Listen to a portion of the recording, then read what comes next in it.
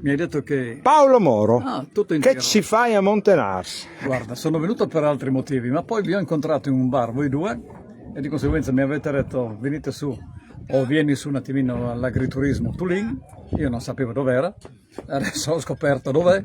Diciamo che ho approfittato anche di fermarmi a fare un pranzetto non tanto pesante ma abbastanza, polente frico con della verdura, devo dire ottimo, complimenti alla cuoca, complimenti ai formaggi. Allo chef, c'è lo chef qua, c'è lo chef. lo chef Kevin che... Complimenti intanto a te che mi hai informato di questo, adesso vado via contento e sono sicuro che quello che dico è molto piacevole per chi ascolta. Io volevo ricambiare, sì, perché quando sono venuto su in Carnia sono stato accolto da te in maniera meravigliosa e mi hai detto di andare a mangiare una sacchera incredibile a Sutrio. Esatto, bravissimo, ma non solo, anche alla casa degli Orsetti sei andato. Sì, esatto. Hai portato via un bel po' di persone a far vedere una cosa. Siamo andati col pullman su. Ci diamo informazioni, ci troviamo per caso, ma ci diamo Ecco, sempre delle questo informazioni. è il nostro Io sono Friuli Venezia Giulia, vedete? Esatto. Io sono Friuli Venezia E Giulia. non solo, anche carnico io, friulano tu.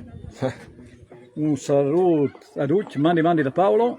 E mandi da Romano. E prossime occasioni. E venite qua che è tutto fiorito. Ma veramente. Vedete? Qua.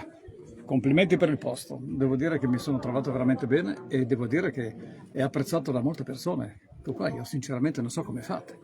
Bravi. Lavoriamo. Tanto di cappello. Facciamo... Con entusiasmo. Tanto di cappello. Tanto di cappello. Okay. Bene, ciao. Alla prossima occasione. Ci vediamo comunque in Carnia. A Cesclan siamo stati venerdì, ma dove andiamo la prossima volta? Ok, vai sulla Val Pesarina. Val Pesarina, dove c'è la Valle del Tempo. Vai a vedere le cascate, quella di D'Arzino anche. Quella di Pleris. Pleris dov'è?